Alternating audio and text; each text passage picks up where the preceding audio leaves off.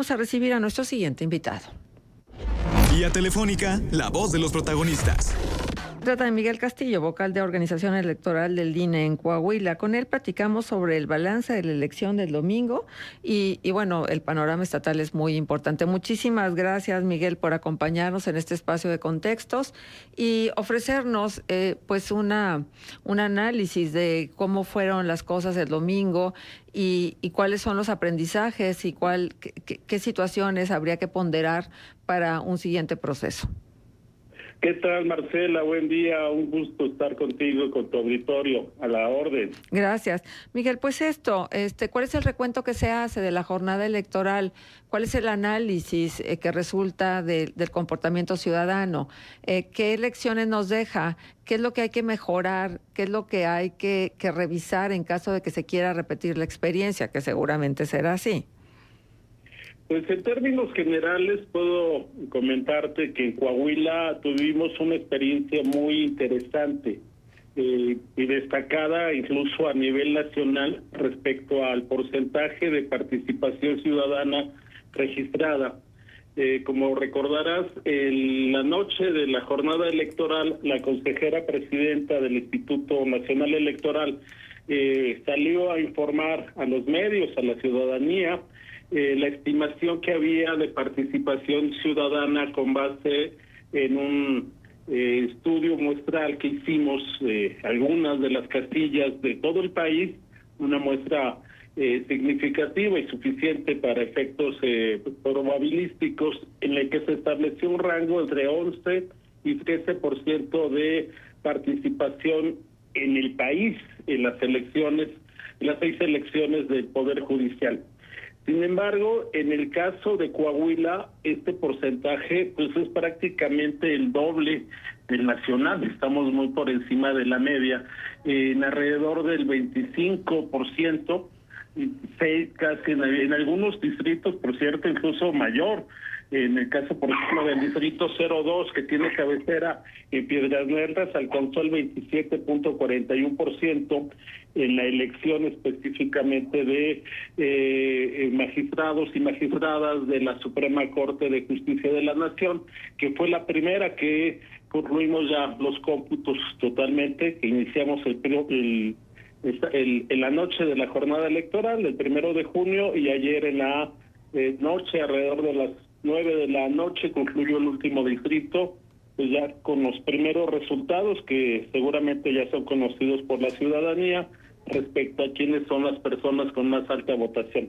Pero lo que hace a participación ciudadana, pues es el primer dato que quiero destacar. Las razones pues pueden ser diversas, ¿no? Habrá que analizarlo más a fondo, qué factores influyeron en que la ciudadanía en Coahuila particularmente decidiera en una proporción pues significativa, si consideramos el parámetro nacional, aunque desde luego si lo comparamos con otros antecedentes de participación, pues menor. El año pasado, por ejemplo, Torreón en particular se destacó como una de las municipios con mayor participación en el estado y a nivel nacional, y en esta ocasión está un poquito por debajo del promedio estatal. Factores diversos, pongo yo el dato sobre la mesa para que se pueda posteriormente hacer un análisis. Evidentemente el Instituto Nacional Electoral, pues puedo yo afirmar que hicimos lo que podíamos, lo que nos tocaba en la medida de lo posible para difundir la elección, para invitar a la ciudadanía a votar, pero desde luego tampoco pues me atrevería yo a señalar que el resultado de esta participación por encima del promedio nacional sea solamente atribuible al trabajo que haya hecho el instituto. Sí, bueno, seguramente como lo señala Miguel fue un conjunto de cosas, pero déjame preguntarte sobre los votos nulos y sobre esta confusión que le originó a la gente. Faltó información, faltó conocer más a los candidatos.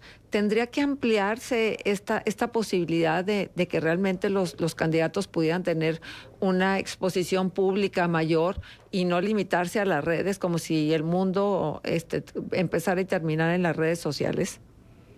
Sí, desde luego, ya pasando al tema que preguntabas inicialmente de elecciones, que tendremos que derivar pues de la experiencia que vivimos el domingo pasado y que estamos ahora corroborando con la revisión de los boletas para obtener los resultados, pues creo que ese es uno importantísimo, ¿no? Deberá de revisarse a nivel del poder legislativo y de los que crean las leyes y tienen el poder para reformarla, si fue la mejor fórmula, la de que los candidatos no tuvieran posibilidad de ir más allá de un limitado espacio reducido, relativamente espacio cibernético, llamémoslo así, ¿no? Donde solamente la campaña se centró en lo posible en ello. Hubo desde luego candidatos que trataron pues de hacer el acercamiento a la población, de tocar puertas, de ir a plazas, de repartir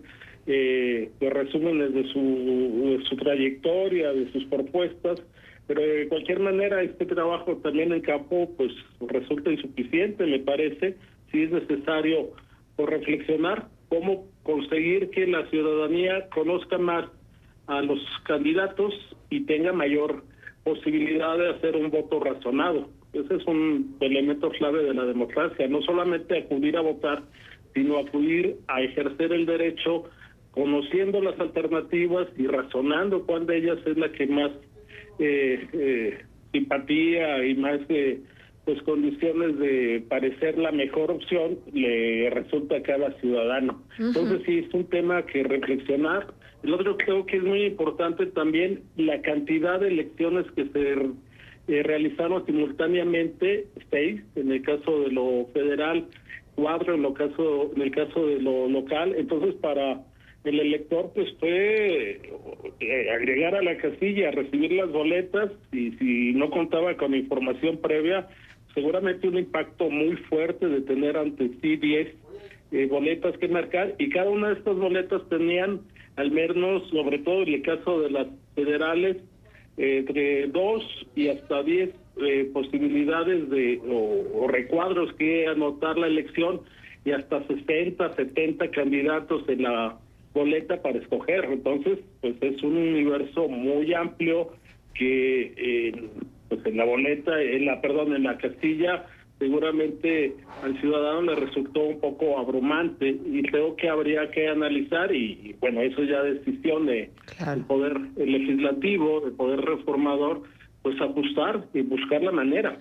Sí. Porque además el próximo año o el próximo proceso concurrente que tendremos en Coahuila de elecciones federales, la intermedia, para elegir diputados federales, también en principio está previsto una elección del Poder Judicial que no es compatible en muchos aspectos. En la de diputados federales, y en su caso también la concurrente local, ayuntamientos, los partidos políticos son los que promueven, proponen a los candidatos, los que hacen campaña con ellos, los que tienen representación en las casillas. Y en lo judicial, en las elecciones del Poder Judicial, esta participación de partidos políticos está pues prohibida por la Constitución, así se determinó por las razones que los legisladores consideraron oportunas, pero esto pues implica un reto enorme. Durango, nuestro vecino, pues tuvo esa experiencia de tener que celebrar pues 2 elecciones paralelas en realidad, porque por un lado instalaron la casilla para elección de ayuntamientos, como ya la conocemos, con representantes de partidos políticos, vigilancia directa de parte de ellos, observadores, funcionarios.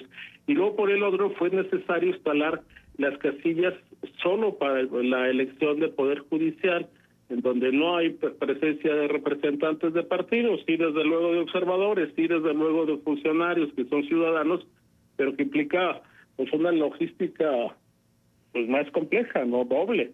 Los colegas de Durango, de Veracruz tuvieron esta experiencia, pues así les tocó el calendario electoral, pero el próximo elección concurrente de 2027, todo el país estará en ello, y habrá entidades donde se elegirán incluso gobernadores o el poder legislativo local. Entonces la complejidad se antoja enorme si este proceso la tuvo, el de este año mayor, lo que implicará pues seguramente la necesidad de afinar en lo que le toca al INE, procedimientos, diseños de boletas, formas de difundir las campañas de los candidatos de Poder Judicial, pero creo que pasa primero porque el Poder Legislativo haga una revisión pues en términos más allá de preferencias políticas, de operatividad, de logística, de que esto pueda funcionar, una vez que pues ya es un hecho, que es la reforma y el método electivo para determinar a los juzgadores, a las personas ministras y a las personas que forman parte del Poder Judicial, pues ya está, es un hecho, ya hay una elección y ya próximos semanas se declararán los ganadores en función de quienes obtuvieron el voto y en septiembre tomarán posesión. Habrá también que ver pues ya la aplicación de la reforma en esa fase, pero en la primera, la que le correspondía al Instituto Nacional Electoral organizar la elección con menos recursos, con poco tiempo y condiciones pues complejas por la cantidad de candidaturas, creo que pues cumplimos, vamos ya en la fase final de terminar resultados, pero sí viene pues una amplia etapa de análisis, de reflexión para ver qué podemos mejorar, qué podemos hacerle más sencillo al elector. Incluso pues considerando la posibilidad y deseando, por supuesto, de niveles de participación mayor. Te comento, en promedio 25% en Coahuila, las casillas se veían pues con afluencia, pero y tuvimos capacidad suficiente para atenderlos, para recibirlos, pero una votación mayor, quizás el modelo no alcance para tener, no sé, un porcentaje de 60% de casillas. Y además, bueno, el hecho mismo de que tuvimos que ajustar el número de casillas, lo que significó atopar electores, de tener casillas por un máximo de 750 personas en lista nominal, fuimos hasta 2.250, 3 veces lo que la ley establece como máximo en elecciones ordinarias, y esto implica, si se mantiene un modelo así, pues la dificultad de garantizar de que todas las personas puedan votar y que puedan hacerlo sin pasar tantas horas en la casilla. Entonces, sí, múltiples los aspectos que tenemos que revisar y mejorar en lo que le toca al INE, que es aquello que se puede mediante acuerdos ajustar en el modelo de casilla seccional, en el modelo de comunicación, pero creo que es indispensable que también el Poder Legislativo haga pues su propia revisión y mejore la ley y la Constitución para poder pues hacerlo más funcional, diría yo. Para eso se necesita voluntad y con una sobrerepresentación. Yo no sé qué tan objetivos pudieran ser en el análisis, pero bueno, yo me quiero quedar con este dato que aporta Luis Fernando García Busaide en su columna. Dice que